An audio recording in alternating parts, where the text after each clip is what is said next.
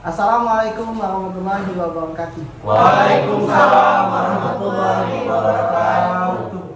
Baiklah teman-teman, terima kasih karena telah menghadiri diskusi kita pada sore hari ini ya.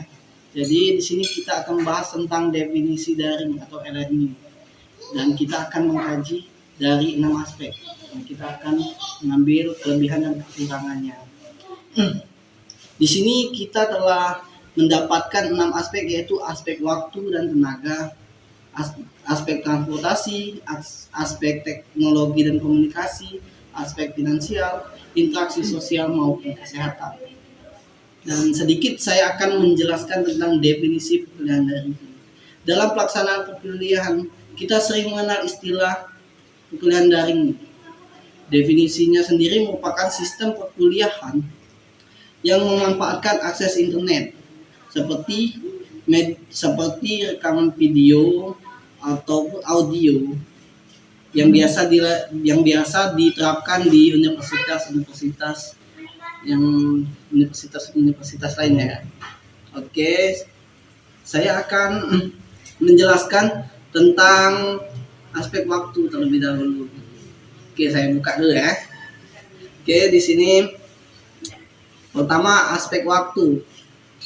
Pelaksanaan perkuliahan secara tatap muka atau luring dari segi waktu tentunya akan lebih banyak terbuang dibanding dengan pelaksanaan perkuliahan secara online atau daring, serta pergantian jam MK kedua dan seterusnya.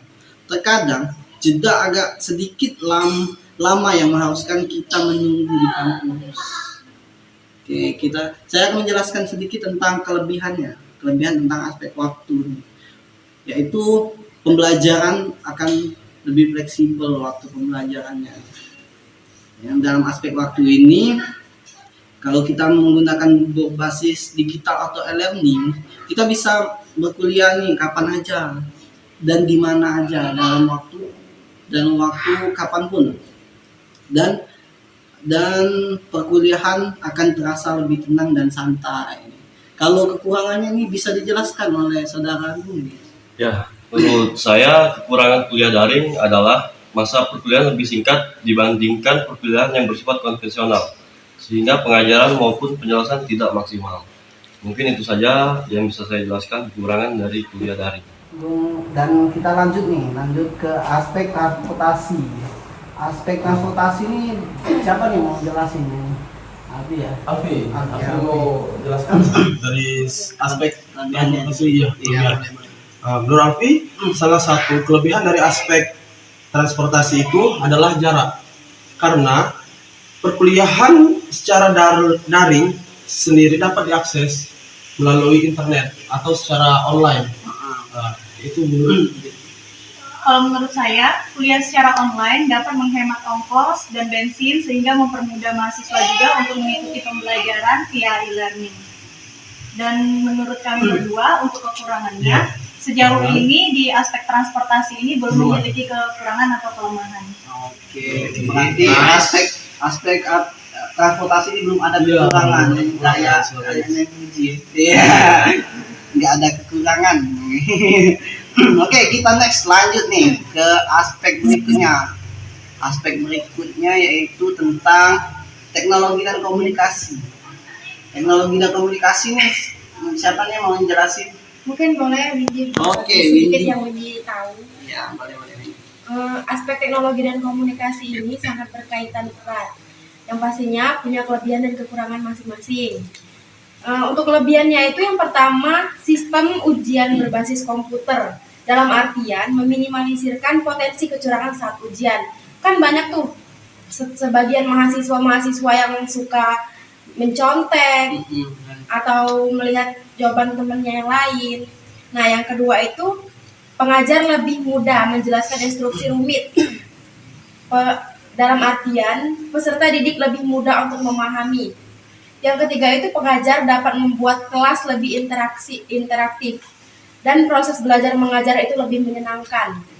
Yang keempat itu media visualisasi atau gambar lebih mudah digunakan. Dalam artian teknologi komunikasi ini berguna untuk memperbaiki daya ingat bagi pelajar atau mahasiswa melalui video-video atau audio yang memiliki ciri khasnya di dalam video itu.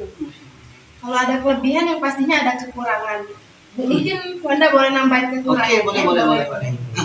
Untuk kekurangan sendiri yang pertama ada harga komputer atau proyektor serta alat-alatnya relatif mahal. Tidak semua pelajar atau mahasiswa bisa memilikinya. Yang kedua itu terkendala dari dalam pengoperasian alat-alat.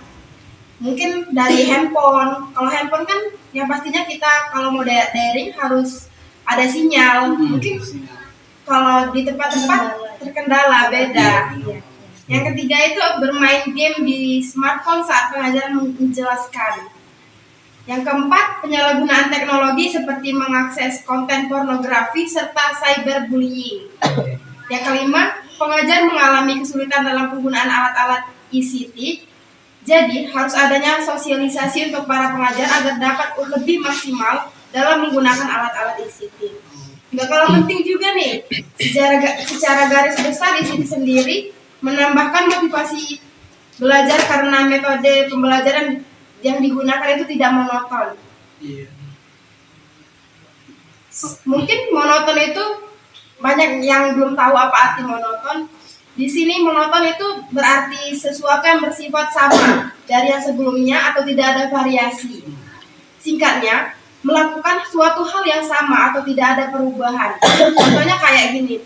Kalau kita daring kan ada perubahan gitu. Iya. Yang tadinya belajarnya ketemu sama teman, sekarang kan kalau daring ketemunya dari handphone. Atau kalau belajar luring harus ke tempat kuliah, kalau sekarang daring harus cuman kita bebas di mana aja. Yang penting kita ada alat Iya. komunikasinya. Benar. Memang masalah harga komputer ini emang lagi permasalahan banget. Karena di tempat kami itu ada yang nggak mampu beli komputer sampai harus ini kan pinjam-pinjaman kan nggak enak kan. Iya benar. Sebenarnya masalah teknologi dan komunikasi ini sangat banyak yang bahkan kita dapati, tapi untuk kemampuan kalian berdua udah mantap banget. Terima kasih ya Wanda Windy. Baiklah, kita ke langsung aspek finansial dan keuangan. Nah, kita ini di sini kan kita nih ada teman yang bekerja di kantor pemerintahan. Nah, boleh dong sharing tentang aspek finansial dan keuangannya ini. Finansial keuangan memiliki kelebihan dari sisi peserta didik yang pasti menghemat biaya, ongkos atau BBM karena tidak berpergian. Salah satu manfaat lainnya online adalah memangkas semua pengeluaran tersebut sehingga peserta didik dan pengajar hanya perlu terhubung dengan koneksi internet. Nah, di sini Wulan juga mau nambahin dari kekurangan aspek finansial atau keuangan. Karena semua peserta-peserta didik itu memiliki ekonomi itu beda-beda ya. Terus jika mau belajar daring harus dapat memfasilitasi kuota internet dalam pelaksanaan pengajaran. Nah, dari sebagian peserta didik itu agak merasa berat untuk membeli kuota internet dan biaya-biaya lainnya. Iya. Mungkin itu saja. Ya, kalau menyangkut tentang aspek finansial nih emang cangkupannya banyak ini. Dari teknologi juga butuh uang, waktu atau kendaraan juga butuh uang karena di negara kita ini ya UUD, ujung-ujung duit. Nah, ya benar. Jadi, oke, terima kasih Mbak Dery sama Ulan karena telah memberikan pemaparannya sedikit. Kita mantap-mantap. Kali ini kita akan ke aspek interaksi sosial. Nah, interaksi sosial ini saya pengen dengar dari Kak Jeb nih sendiri. Siap. Iya, dari bisa Kak Jeb dibabat sendiri. Wah. Bisa. Oke. Terima kasih Randy sebagai kita penengah di sini moderatornya. Saya di sini akan menjelaskan aspek dari interaksi sosial, yaitu kelebihan dan kekurangannya. Dan pertama kali yaitu dari kelebihannya itu sendiri. Itu kan memberikan kemudahan pada pengajar dan mahasiswa, dosen dan mahasiswa dalam berinteraksi. Dan karena dari segi modern ini kita mempunyai aplikasi teknologi seperti WhatsApp, meeting Zoom, setelah itu Google Meet juga seperti itu, dan lain-lain lah. Banyak sekarang aplikasi-aplikasi modern sekarang. Nah, itulah yang mengakibatkan kemudahan interaksi antara pengajar dan mahasiswanya gitu. Seperti itu. Dan itu dari segi kelebihannya, dan dari segi kekurangannya itu ialah mungkin ada penyampaian dan penerimaan dari mahasiswa atau dan pengajar itu, dosen itu sendiri itu keterbatasan, kurang sampai, seperti nanti ada pertanyaan atau jawaban, karena setiap kelas itu memiliki banyak mahasiswa ya. Iya. Mahasiswa dosen cuma satu kan, seperti itu kan, tapi mahasiswanya seperti itu. Dan selanjutnya lagi kekurangannya itu mungkin penyampaian ini nih terlalu sedikit ya, simple dan terhambat seperti itu. Kekurangan itu karena nanti terjadinya kebosanan antara dari aplikasi ini, daring ini. Karena tidak secara emosional, interaksi itu tidak ada karena itu pakai layar dan HP atau alat yang lain seperti Zoom seperti lain, tapi tidak ada interaksi emosional seperti itu. Jadi mahasiswa itu tidak fokus dan cenderung bosan mahasiswa itu. Nah, itulah jadi mengakibatkan kekurangan dari daring itu sendiri sih. Interaksi sosialnya itu. Iya, dari interaksi sosialnya. Dan jadi kayak mana itu kurangnya nggak ada chemistry antara dosen dan mahasiswa. Nah itu, dan kebanyakan juga mungkin untuk para bapak dosen, ibu dosen gitu. Karena kan mahasiswa itu kan kita di sini kan banyak yang bekerja. Iya, banyak bekerja. Jadi di sini juga tiba-tiba ketemu dengan ibu dosennya, tiba-tiba nanti sebentar, maaf ya Bu dosen, semuanya tugas gitu kan. Jadi kayak kunak-kunak. iya, tidak bukan juga suatu jadi adalah game-game apa seperti apa yang tanpa sesuatu yang tiba-tiba Ya, ya, jadi tugas. berarti pembelajaran juga harus butuh ice breaking. Yes, itu benar. Biar tidak bosan. Iya, benar. Terima kasih. Itu aja sih dari kelebihan dan kekurangan dari aspek interaksi sosialnya. Ya, terima kasih. Terima kasih suku Kak Jeffrey. Nah, Kak Jeffrey. Oke, kali ini kita akan membahas tentang aspek terakhir, aspek kesehatan. Aspek kesehatan ini kayaknya paling pas ini kita kasih dengan Mbak Feby dan didampingi oleh ajudannya ini, Imam. Nah, Imam. Secara daring dari aspek kesehatan itu memiliki kelebihan. Pada kondisi saat ini kita mengalami pandemi COVID-19 ya, Iya. yang mewajibkan diri kita untuk menghindari kerumunan, menjaga jarak. Nah, tentunya itu salah satu cara Iya, untuk benar. memutus mata rantai COVID-19. Mungkin untuk kekurangannya sendiri bisa dibantu sama di sini. Boleh. Kekurangan dari aspek kesehatan menurut saya masalah psikologis yang paling banyak dialami dalam pembelajaran online adalah kecemasan dalam arti mahasiswa saat berkumpul atau berkerumun ada yang bersin atau batuk itu bisa membuat kita menjadi cemas dan gejala lain. Iya, karena takut kan masalah COVID ya, takut tertular. Dan gejala lain terpaksa bergelut dengan lingkungan sosial baru, menghadapi masalah baru seperti tuntutan mengambil karir. Di mahasiswa Amerika Serikat juga mengalami kecemasan, lelah, marah, kecewa dihadapi seorang diri yang menyebabkan kesehatan mental mahasiswa di Amerika Serikat menurun selama pandemi ini. Begitu pula yang terjadi pada kebanyakan pelajar di Indonesia.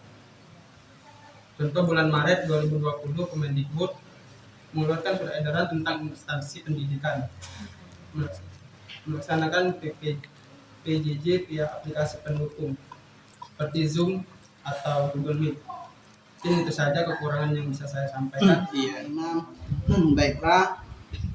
Dari beberapa aspek itu kan kita udah bahas, dan alhamdulillah semoga ilmu yang kita dapatkan itu bermanfaat. Ya. Amin. Dan juga tidak lupa kita kan dari awal kan kita udah mengkaji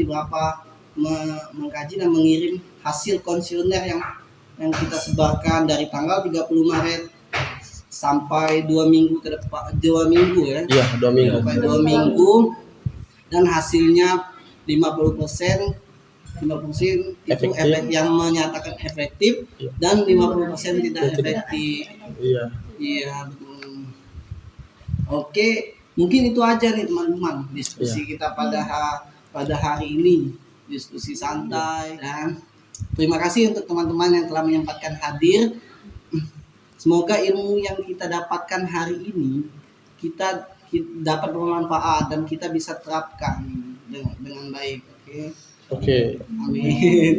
Amin. Oke, baiklah. Sebelum saya menutup diskusi kita pada Sore. sore hari ini, saya selaku penengah, Iya. kayak moderator lah ya. Iya. Ya, Moderator. kayak moderator pada sore hari ini, saya memohon maaf dengan sebesar-besarnya jika saya ada salah kata maupun perbuatan. Pada Allah saya mohon ampun. Saya akhiri, wabillahi taufiq wal hidayah. Wassalamualaikum warahmatullahi wabarakatuh. Waalaikumsalam warahmatullahi